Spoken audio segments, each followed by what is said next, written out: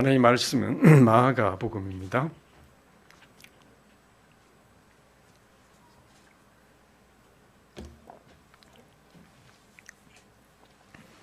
네, 교독하시겠습니다. 하나님의 아들 예수 그리스도의 복음의 시작이라.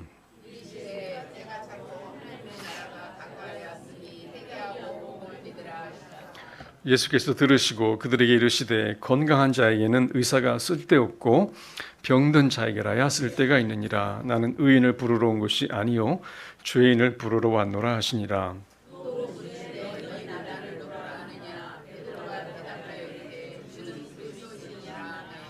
무리와 제자들을 불러 이르시되 누구든지 나를 따라오려거든 자기를 부인하고 자기 십자가를 지고 나를 따를 것이니라.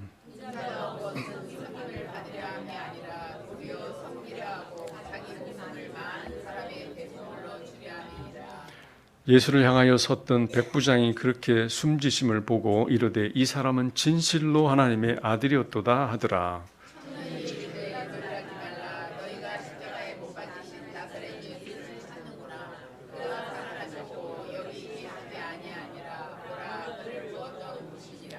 또 이르시되 너희는 온 천하에 다니며 만민에게 복음을 전파하라.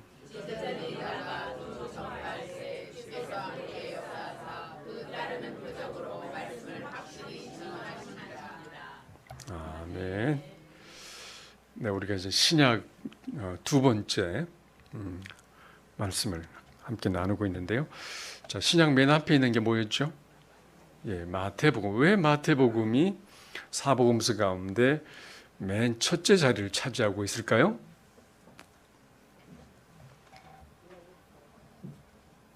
네. 구약과 연결성이 가장 강하기 때문이죠. 구약의 말씀들이 많고 구약이 성취된 것을 보여주는 성경이 바로 마태복음입니다. 그 다음에 마가복음이 자리 잡고 있는데 왜 두 번째 자리 잡고 있을까요?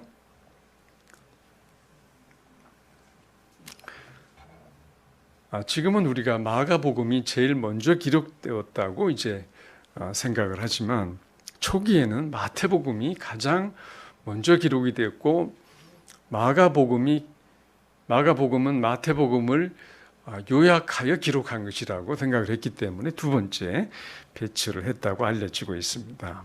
그러니까 요약한 것이니까 조금 짧지요. 각 장마다 구절들이 적은 건 아니지만 전체 양은 좀 짧습니다. 다른 복음서들은 예수님의 탄생이나 족보를 기록하면서 이 서론이 굉장히 길게 가죠. 자, 그런데 이 마가복음 아주 간결한 매우 선언적인 한 문장으로 시작을 합니다. 1장 1절을 보면요. 하나님의 아들 예수 그리스도 복음의 시작이라. 마가복음은 예수님이 누구신지 분명한 결론을 미리 내리고 시작을 합니다. 하나님의 아들 그리고 예수 그리스도로부터 이 복음이 시작되었음을 선포하는 것이죠. 다른 성경은 매우 설득적인데 반해서 마가복음은 처음부터 결론을 미리 말하고 시작을 합니다. 그래서 이 마가복음을 읽다 보면 약간 박진감을 느끼는 그런 분위기와 또 단어들이 있는데요. 이 마가복음에 가장 많이 반복되어 나오는 단어가 하나 있습니다. 헬라어로 유디스라고 하는 단어인데 우리말로는 즉시 또는 곧이라고 이렇게 번역이 되어 있습니다. 지체 없이 당장 그런 말이죠. 근데 이 단어가 무려 유디스란 말이 41번이 나와요. 근데 그 중에 40번은 곧, 즉시로 이런 말이고 맨 마지막에 한 번 이제 우리나라 말로 마침 무엇이 있었더라 이런 용어로 이제 번역이 되어 있습니다. 마가복음 왜 이렇게 조금 템포가 빠르고 또 분위기가 좀 다급할까요? 마가복음은 예수님을 왕으로 묘사하지 않고 쉼없이 일하시는 종의 모습으로 묘사하기 때문입니다. 주님의 나라와 또 우리를 위해서 기꺼이 땀 흘려 일하시는 섬기는 종으로 기록하기 때문에 이런 단어들이 더 많이 등장합니다. 종은 이제 쉴 틈이 별로 없고 게으를 틈이 없잖아요. 주인의 명령만 떨어지면 즉시 행동을 해야 합니다. 또 우리가 헬라어 원어 성경이나 원어를 거의 직역을 한 킹 제임스 영어 성경을 보면 이 마가복음 16장 가운데 12개 장이 시작할 때에 and로 시작해요. 그리고 그가 들어가시니, 그리고 그가 무엇 하시니, 그리고 그들이 건너가서, 그리고 그들이 나가서, 그리고 그가 말씀하시고, 그가 뭐뭐 하시고, 이 반복되는 그리고가 이제 각 장마다 12번이나 이렇게 등장을 합니다. 지금 장과 장이 바뀔 때 앞의 내용과 단절을 시키지 않고 다음 장이 서로 맞물려서 계속 이어지는 것은 예수님의 사역이 쉴 새 없이 연속적으로 진행됐음을 시각적으로 잘 보여주고 있습니다. 이것이 마가복음의 아주 문체의 특징이에요. 쉼없이 일하시는 종으로 오신 예수 그리스도의 이 모습을 이 마가복음은 우리에게 보여주고 있는데요. 또 주님이 그 삶을 통해서 제자의 삶이 어떤 것인가를 또 우리에게 함께 보여주고 있습니다.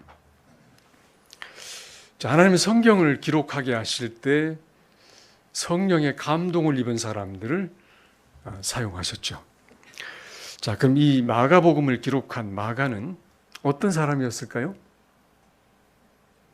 여러분, 마가 그러면 뭐가 떠오르시나요? 마가는 실패를 딛고 일어선 저자입니다. 자, 마가복음의 이 기록자는 누구라고요? 마가. 마가는 로마식 이름이고, 근데 이름이 또 하나 있어요.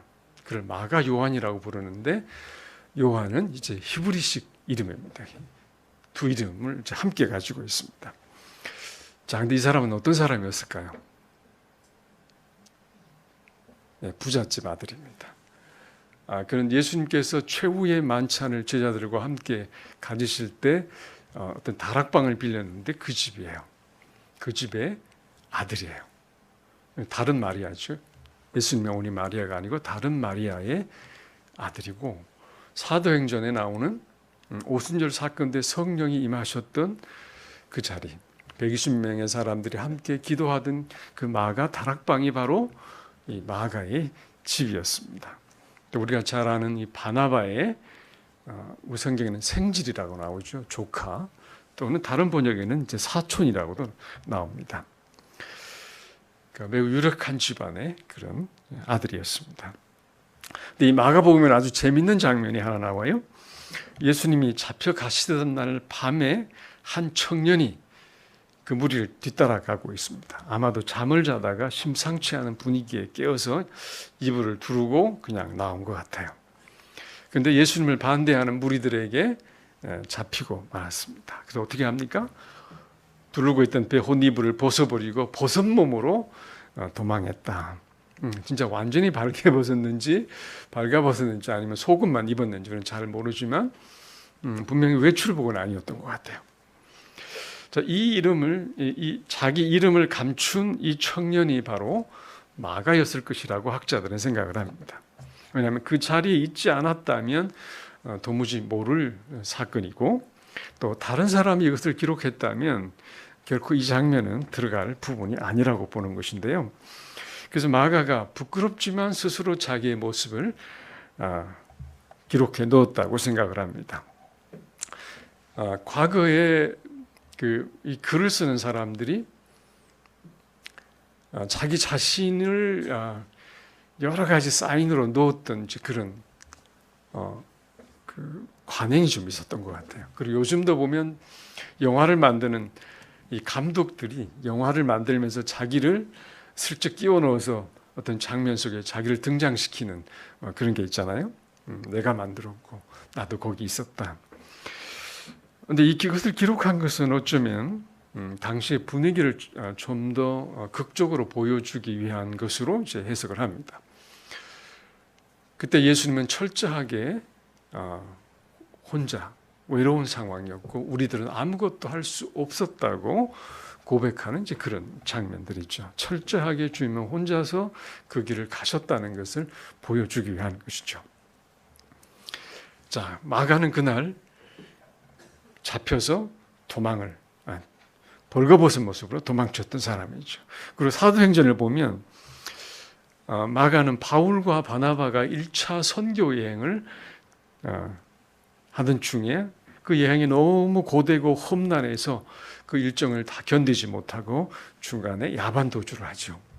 그리고 집으로 돌아갑니다. 예루살렘으로 돌아가고 말았죠. 자, 이것은 두고두고 후회할 뼈 아픈 실패의 꼬리표가 붙어 있는 그런 청년이 바로 마가였습니다. 그래서 이 일로 인해서 그는 2차 선교 여행을 떠나려고 하는 이 바나바와 바울 사이에서 크게 문제가 되고 맙니다. 바울은 이 마가를 데려갈 수 없다고 그랬고 바나바는 그래도 데려가자고 말합니다. 그래서 둘이 서로 맞서다가 결국 큰 다툼 속에 갈라섰다고 성경은 기록하고 있죠. 자, 여러분, 이것은 누가 옳고 그런 문제가 아니죠. 철학의, 사역 철학의 차이 때문입니다. 사역 철학이 다른 것이지 두 사람이 서로 미워하거나 원수처럼 되거나 용서하지 못하는 그런 관계를 말하는 것은 아닙니다. 나중에 보면 두 사람이 서로 존중을 하고 있는 것을 우리가 성경 기록 속에서 발견을 할 수가 있습니다. 당시 바울은 선교 사역에 있어 책임과 또 신뢰성이 중요했고 바나바는 실패한 마가에게 다시 기회를 주는 것이 중요하다고 보았습니다. 바울은 사역의 원칙과 책임을 중시했고 바나바는 사람의 가능성과 회복을 중시했습니다.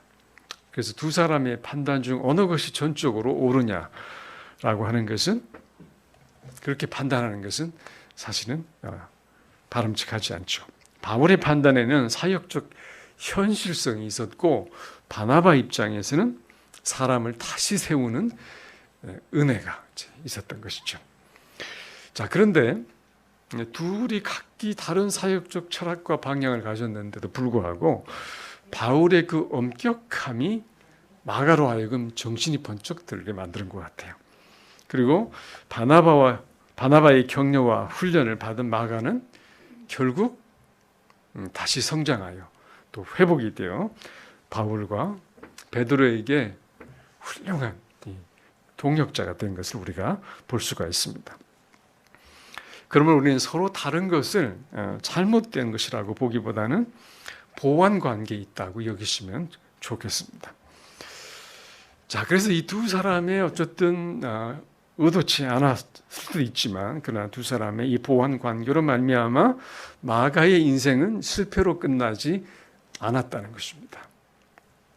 훗날 그는 차가운 로마 감옥에 갇혀 있던 바울의 곁을 끝까지 지켰던 신실한 동역자로 회복이 되었고 또 사도 베드로의 통역관이자 조력자로 동역을 했던 것을 볼 수가 있어요. 베드로가 이제 아람어를 설교할 때에 헬라어로 통역을 이제 훌륭하게 해낸 것으로 보입니다. 베드로는 마가를 가르쳐 내 아들이다 이렇게 부르기도 했고요. 영적인 후계자로 여기며 아꼈습니다. 그래서 마침내 베드로에게 배운 것을 토대로 해서 그는 성령의 감동을 입어 마침내 이 마가복음을 기록하는 훌륭한 사람이 되었습니다. 이 마가와 베드로는 이 실패의 공통점이 있죠. 마가는 2번이나 도망을 쳤고 베드로는 3번이나 주님을 부인했습니다. 그렇지만 하나님은 다시 그들을 회복시키셔서 주의 뜻을 위하여 귀하게 쓰임을 받도록 인도하셨습니다. 그러니까 하나님은 실패도 없고 완전한 사람을 쓰시는 게 아니라 하나님의 은혜 안에서 회개하고 다시 일어서는 사람을 쓰시는 것을 볼 수가 있습니다. 하나님은 늘 우리에게 새로운 기회를 주십니다. 그러므로 베드로가 말씀하시던 하나님의 오래 참으심이 구원이 될 줄로 여기라고 말씀하셨던 것처럼 나를 향해 기다려 주시고 회개를 받아주시는 하나님의 은혜를 잊지 마시기를 바랍니다. 자, 마가복음은 언제 또 기록이 되었을까요? 예, 주 67년경이라고 되어 있죠. 이 시기는 로마 황제 네로가 기독교인들을 극심하게 핍박을 하던 그런 시대입니다. AD 64년경에 네로가 로마에 불을 질렀죠. 로마를 새로 건설하기 위해서 네로가 불을 질렀다라고 이제 해석을 하는 사람도 있지만 네로는 그런 정도의 비전이 있는 사람이 아니었습니다. 오히려 충동적으로 불을 질렀다고 해석하는 쪽이 지금은 그렇게 바뀌고 있죠. 그가 불을 지르고 난 뒤에 커다란 저항에 부딪힙니다. 로마 시민들이 가만히 있을 수가 없겠죠.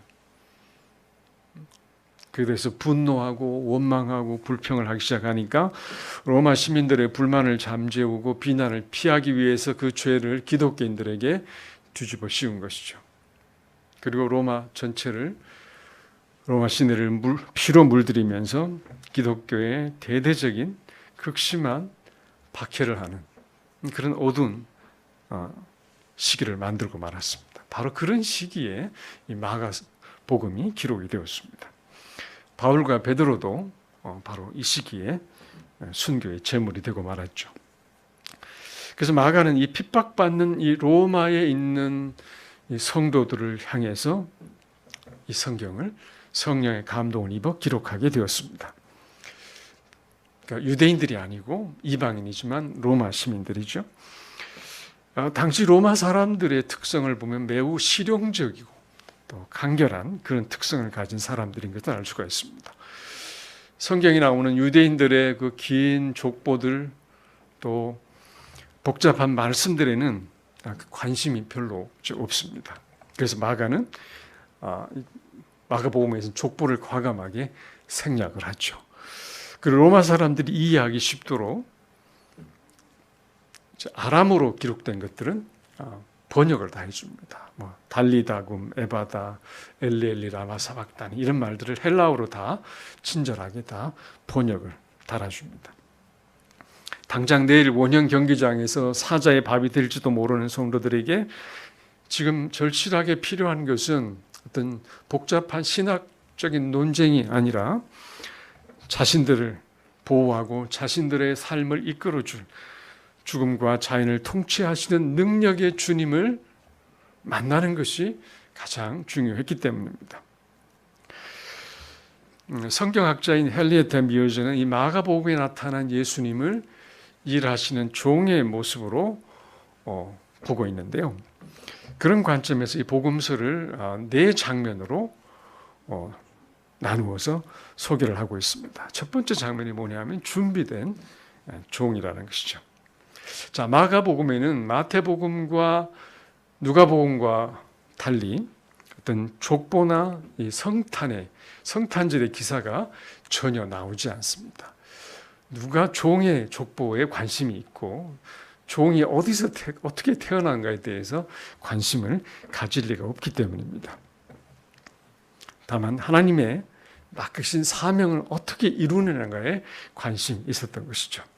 그래서 하나님의 맡기신 사명을 이루기 위해서 예수님은 30년의 준비 기간을 가지셨는데 마가는 이 긴 기간을 조금 줄여서 사역 직전의 긴박한 준비 과정만 간략하게 소개합니다.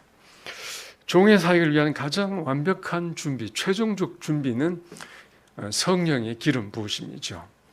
구약에 보면 왕과 선지자와 제사장을 세울 때에 기름 부음을 했지 않습니까? 기름을 부었습니다. 예수님이 이제 공식적으로 이 사역을 시작하기 위해서 성령의 기름 부음이 일어나죠. 요단강에서 침례를 받으실 때 성령께서 임하셨습니다. 성경 구절을 같이 볼까요? 같이 읽어보겠습니다.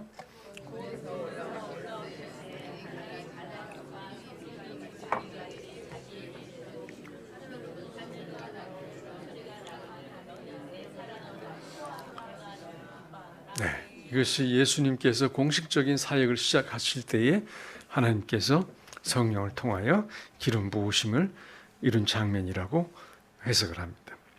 자, 그 다음에 이렇게 시작된 사역이 그 분위기가 보면은 그 10절 9절의 맨 앞에 뭐가 나옵니까?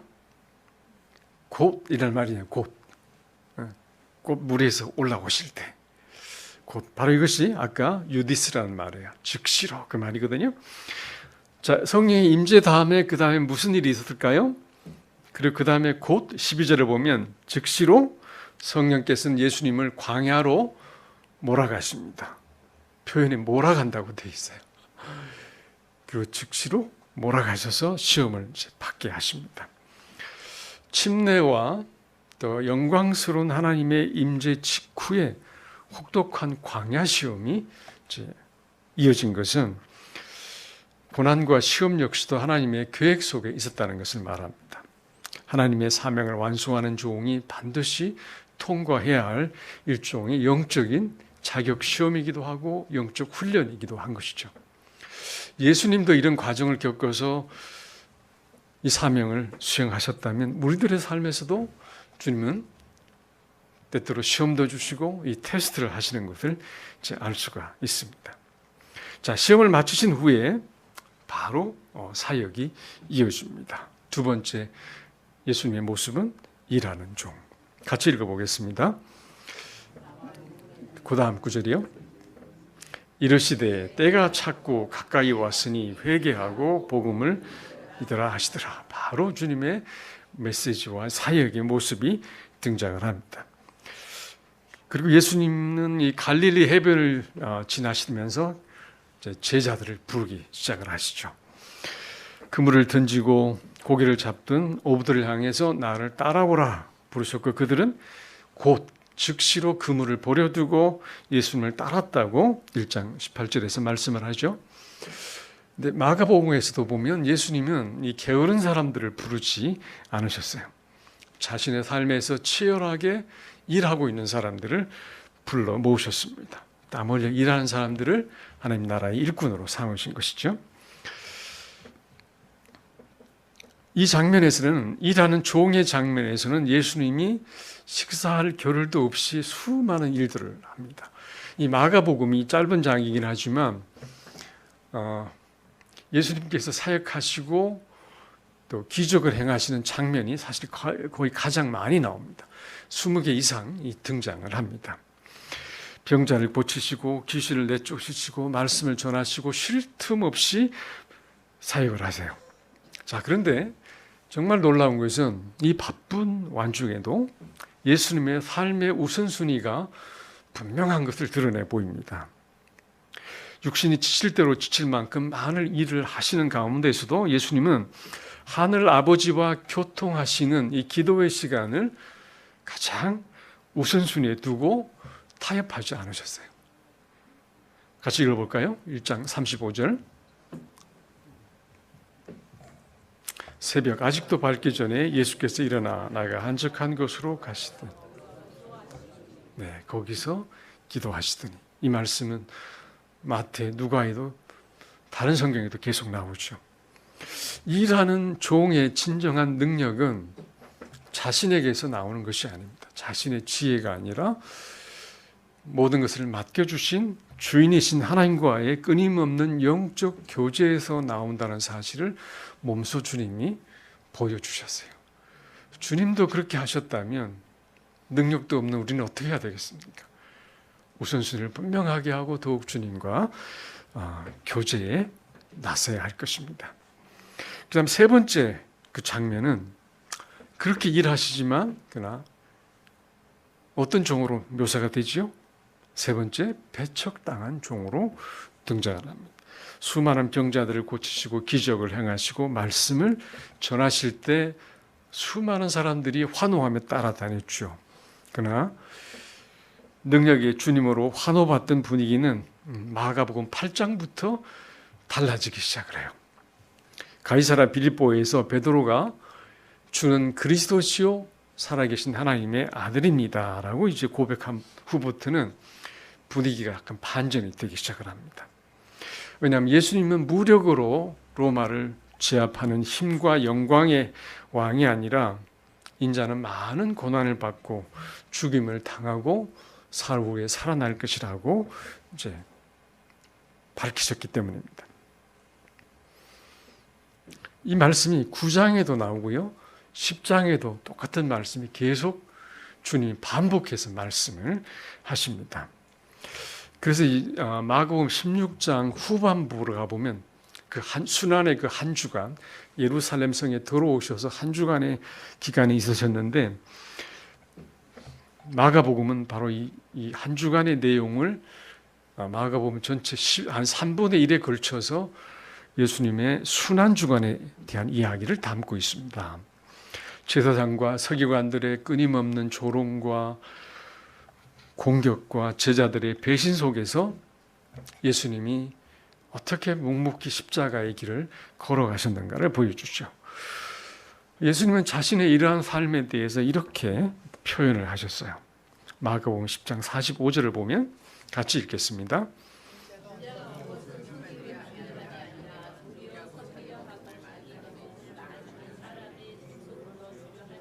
네.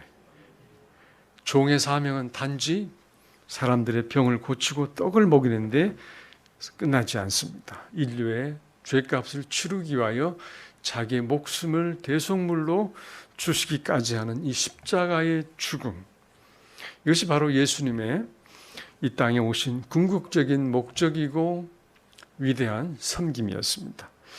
그리고 이것은 또한 교회의 목적이기도 하고 방향이기도 합니다.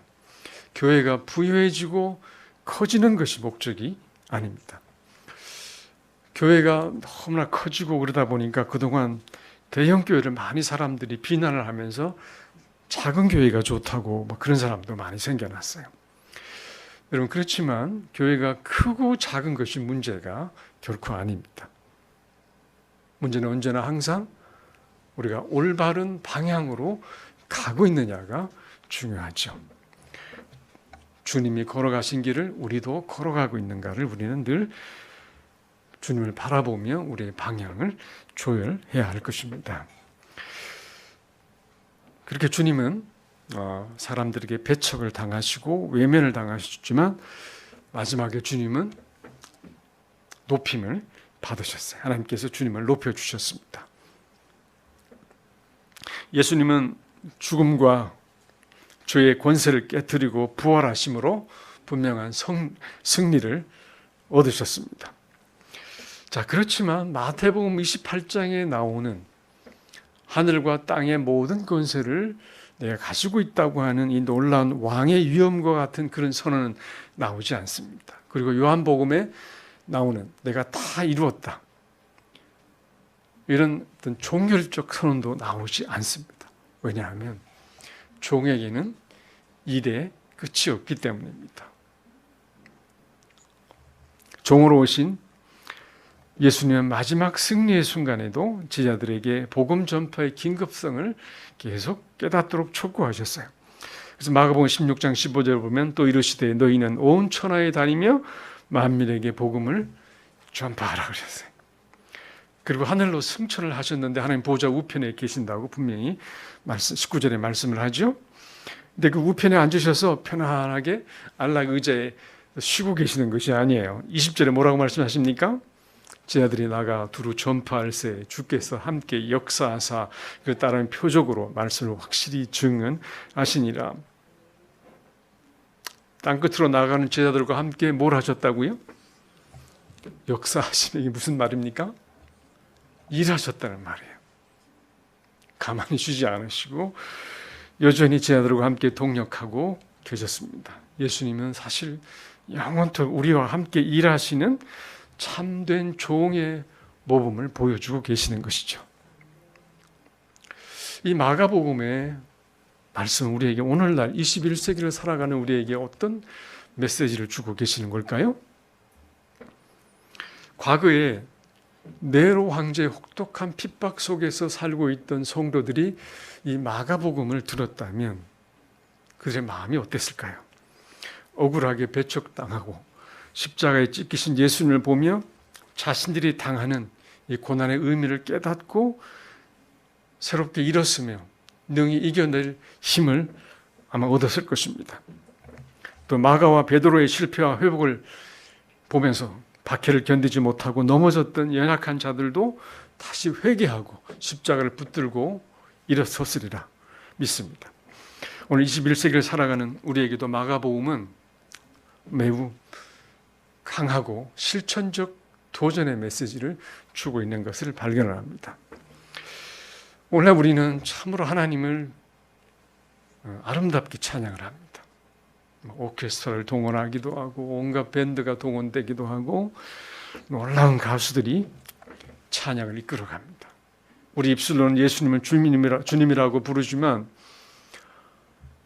우리 삶에 주님이 우선이 아니라 내가 우선이 되어 있는 그런 시대를 우리는 살고 있습니다. 그래서 실제 삶에는 주님의 명령 앞에 너무나 많은 핑계들을 가지고 있습니다. 합리화시킬 만한 많은 이유들을 우리는 갖고 있습니다. 이러한 분위기 속에 우리는 어떤 마음의 자세가 필요한지 한번 볼까요? 로마는 군인 정신이 살아있는 제국이었습니다. 로마 사람들은 이 마가서가 주는 메시지를 잘 이해할 수 있었어요. 주님이 어떻게 사셨는지, 어떻게 일하셨는지, 또 그의 제자들이 어떻게 살았는지, 그리고 우리에게 요구하시는 메시지가 어떤 것인지 충분히 이해할 수 있는 사람들이었습니다. 마가복음의 핵심 단어는 즉시라는 유디스라는 말이었잖아요. 예수님 부르실 때 제자들은 즉시로 따라왔습니다. 하나님의 명령이 떨어졌을 때 내 환경을 계산하고 내 유익을 따지고 핑계를 대는 것은 종의 태도가 아니라는 것을 그들은 아는 것이죠. 진정한 종은 또 하나님의 영적인 군사는 주인의 명령 앞에 즉시 행동하는 것입니다. 기도를 해야 할 때 즉시로 무릎을 꿇고 기도를 합니다. 누군가를 용서해야 될 때 손을 내밀어 화해를 청하고 용서해야 합니다. 누군가를 도와야 할 때 손을 내밀어 그를 격려하고 지지하고 도와줘야 합니다. 사명을 위해서는 우리가 떠날 줄도 알고 복음을 필요한 사람에게는 우리의 입술을 열어 복음을 전해야 합니다. 머뭇거림이 없는 이 즉각적 순종이 우리의 삶에 회복되어야 되겠습니다. 자, 두 번째로는 십자가를 지고 사명을 완수하는 종의 정신을 우리에게 보여주고 있습니다. 한 번 더 읽겠는데요. 그 다음 구절을 읽어보겠습니다. 제자들이 나가 두루 전파할새 주께서 함께 역사하사 그에 따르는 표적으로 말씀을 확실히 증언하시느니라. 마가는 중간에 도망갔던 사람이지만 돌아와서 끝까지 임무를 완수한 사람이 되었습니다. 그리스도께서도 하늘에 오신 후에 편히 쉬신 것이 아니라 여전히 제자들과 함께 일하고 계시고 지금도 일할 사람들을 부르고 계십니다. 우리는 구경꾼으로 부름을 받지 않았죠. 예수 그리스도는 지금 이 순간에도 우리 안에서 우리를 통하여 일하기를 원하고 계십니다. 우리를 함께 일하는 동력자로 부르셨어요. 고린도서에서 바울은 우리는 하나님의 집이고 하나님의 동력자라고 고백을 하고 있습니다. 옆에 분에게 당신은 하나님의 동력자입니다 라고 격려해 주십시오. 네, 우리는 대우받고 섬김을 받기 위해 부름을 받은 것도 아니죠. 자기 십자가를 지고 썩어지는 한 알의 밀알이 되어서 영혼을 구하고 사람들을 세우도록 우리는 불림을 받았습니다. 그래서 복음은 내가 아는 지식으로 그냥 끝내는 것이 아니라 삶의 현장에서 행동으로 또는 삶의 열매로 드러나는 이 증명이 되는 삶을 우리가 살아야 되겠습니다. 오늘 이 시간 우리를 위해 생명까지 내어주신 주님의 섬김을 다시 기억하면서 나의 게으름을 내려놓고 또 나의 타협을 십자가에 못 박아버리고 주님 앞에서 즉시로 순종하는 영적 군사가 되어서 영혼을 구원하시려는 주님의 마음을 가지고 오늘 내게 주어진 삶의 자리에서 내게 맡기신 십자가를 지고 묵묵히 사명을 완수하시는 신실한 주의 일꾼들이 다 되시기를 축복합니다. 잠시 우리 한 1, 2분만 기도하겠습니다.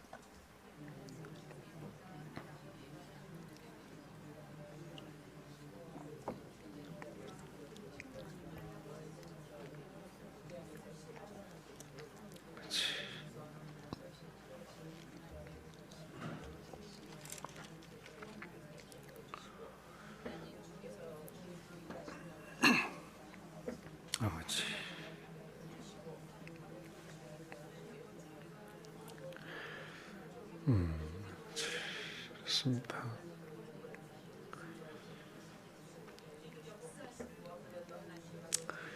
아버지, 우리 마음을 살펴주시고 우리의 삶의 태도를 살펴주시고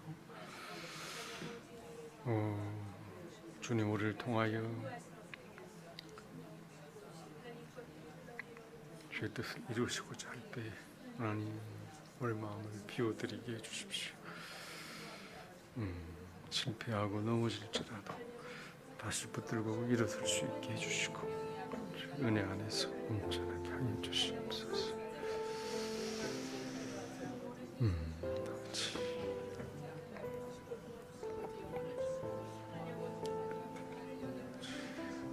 하나님 아버지, 영광의 왕이시면서도 기꺼이 종으로 오셔서 자기 목숨을 대속물로 내어주신 우리 주님의 은혜를 감사합니다. 우리가 십자가를 피하고 섬김 받기만을 원하고 부르심 앞에 머뭇거렸던 우리의 게으름과 또 교만을 용서하여 주옵소서. 주님의 부르심 앞에 이제는 우리가 기꺼이 순종하는 제자가 되게 하시고 우리와 함께 일하시는 주님의 손을 붙잡고 겸손히 삶의 자리에서 이웃을 섬기며 만민에게 복음을 전파하는 신실한 주님의 동력자로 살게 하여 주옵소서. 예수님의 이름으로 감사하며 기도합니다. 아멘.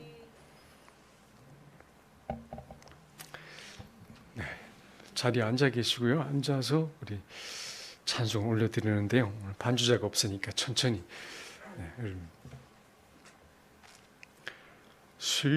십자가를 질 수 있나 주가 물어보실 때 죽기까지 따르오리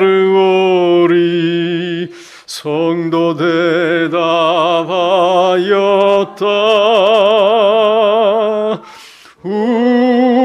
우리의 심령 주의 것이니 주님의 영상 만드소서. 주 인도 따라 살아갈 동안 사랑과 충성 늘 바치오리다. 4절로 가겠습니다. 이런 일 다 할 수 있나 주가 물어보실 때 용감한 자 바울처럼 선뜻 대답하리라.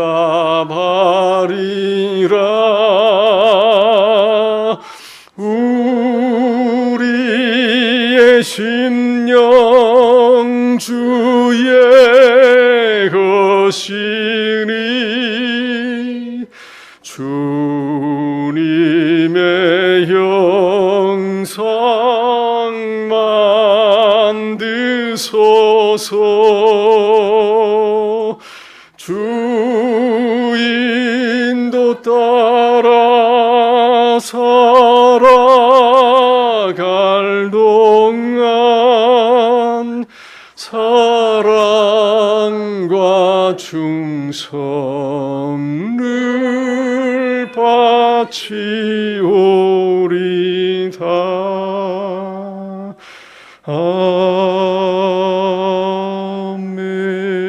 아멘.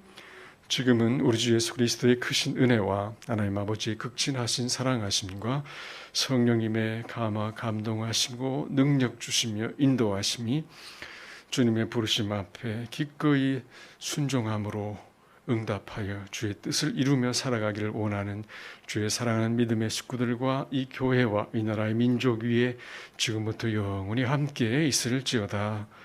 아멘.